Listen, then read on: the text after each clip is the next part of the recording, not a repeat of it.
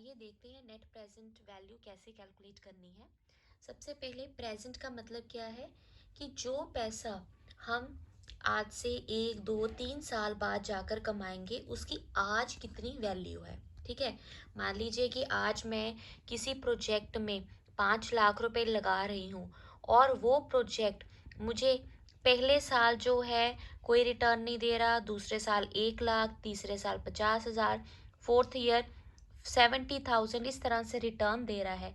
तो मैंने देखना है कि जो 1,50,000 70,000 है उसकी आज की डेट में क्या वैल्यू है। That is the present value, right. हमने जब वर्ड आ गया नेट, नेट का मतलब ये है कि हमने कैश इनफ्लो को इस कैश इनफ्लो में से कैश आउटफ्लो को माइनस कर देना। नेट का मतलब है कि एक्चुअल में जो हमारे पास बच रहा है हम उसको कैलकुलेट करेंगे।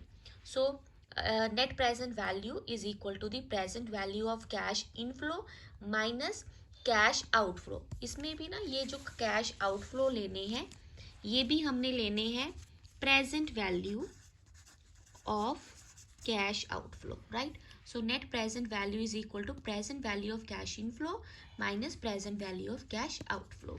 ये क्वेश्चन है हमारे पास। A company is considering two projects which are mutually independent. Mutually independent का मतलब क्या हुआ, जहाँ तो हम A प्रोजेक्ट को सिलेक्ट कर सकते हैं जहाँ फिर हम B प्रोजेक्ट को सिलेक्ट कर सकते हैं। ऐसा क्यों होता है, दोनों में से एक प्रोजेक्ट को ही क्यों सिलेक्ट कर सकते हैं? क्योंकि कंपनी के पास कुछ रिस्ट्रिक्शंस हैं, कंस्ट्रेंट्स हैं। कंस्ट्रेंट जैसे कि हो सकता है आपके पास लेबर कम है, हो सकता है आपके पास इन्वेस्टमेंट के लिए पैसे कम है।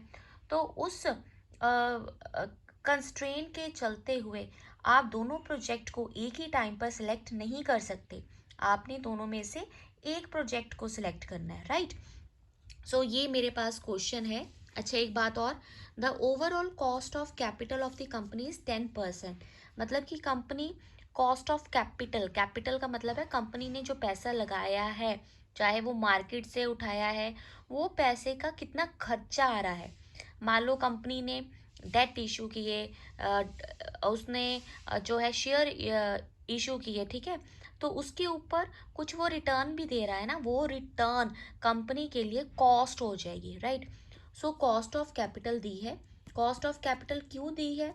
ये हमें प्रेजेंट वैल्यू कैलकुलेट करने के लिए दी है, राइट। अब देखो क्वेश्चन समझते हैं।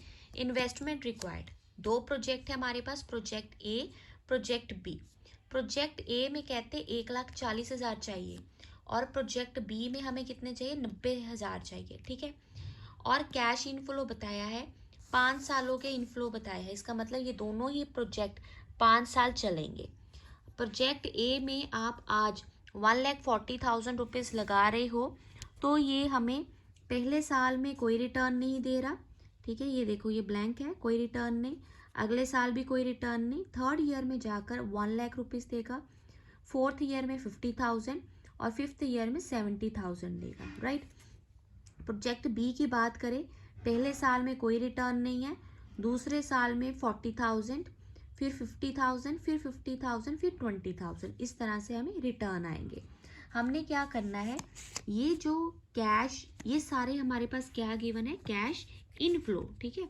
तो कैश इनफ्लो की हमने क्या निकाल लेनी है, प्रेजेंट वैल्यू निकालनी है। कैसे निकालनी है, कैश इनफ्लो गिवन है, सबसे पहले प्रेजेंट वैल्यू फैक्टर कैलकुलेट कर लेंगे।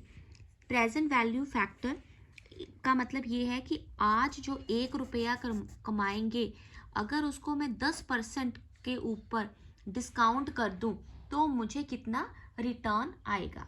अब आप पूछोगे 10% ही क्यों लिया है, क्योंकि क्वेश्चन में हमारे पास गिवन है cost of capital for the company 10%, तो इसको ही हमने बेस मानते हुए पीवी रेशियो को हमने कैलकुलेट कर देना है, ठीक है।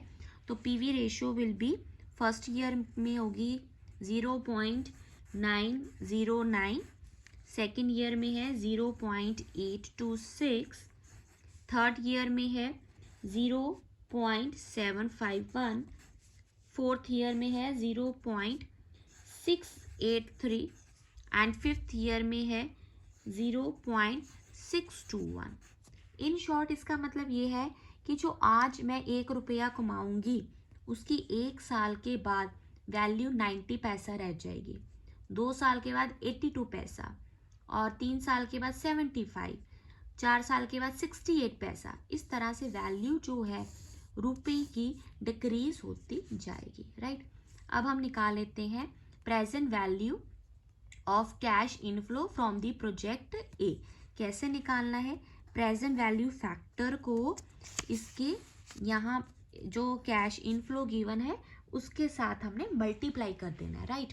पहले मल्टीप्लाई किया, पहले साल तो कोई रिटर्न ही नहीं आ रहा, दूसरे साल भी कोई रिटर्न नहीं है, तीसरे साल फैक्टर है 75, 0.75, और रिटर्न है 1 लाख। तो इसको कैलकुलेट कर लेते हैं। 75,100, तीसरे साल 34,150, उसके नेक्स्ट ईयर हमारे पास रिटर्न है 43,470, राइट। अब हम निकाल लेते हैं cash inflow for the project B. कैसे? प्रेजेंट वैल्यू फैक्टर को अब इस कैश इनफ्लो के साथ मल्टीप्लाई कर दो। पहले साल तो कोई पैसा आया ही नहीं, दूसरे साल का मल्टीप्लाई कर दिया तो 33,040। कैलकुलेशन ना मैं पहले ही सॉल्व किया हुआ है, सो दैट वीडियो ज़्यादा लेंथी ना बने।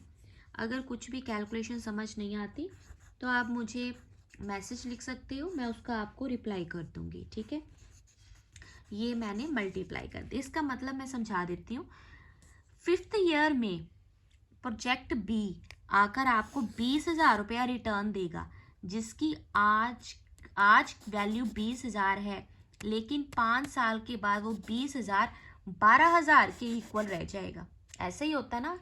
आपने अपने पेरेंट्स को बहुत बार कहते सुना होगा कि हमारे टाइम पर ये चीज़ 10 रुपये की आ जाती थी, जो कि आज 100 रुपये की आती है। इसका मतलब जो महंगाई है वो 10 टाइम्स इंक्रीज होगी।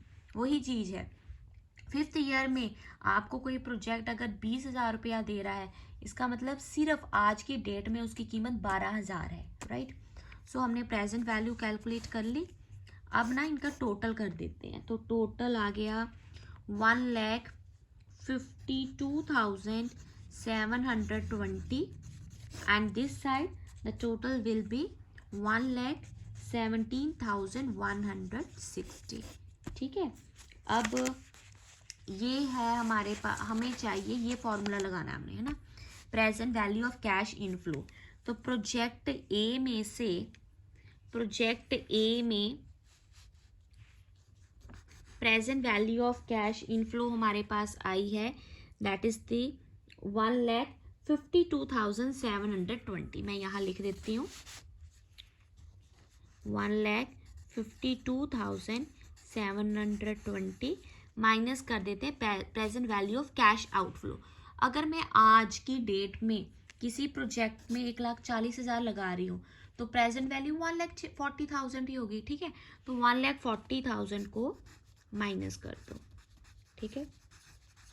ये आ गया 12,720, ठीक है।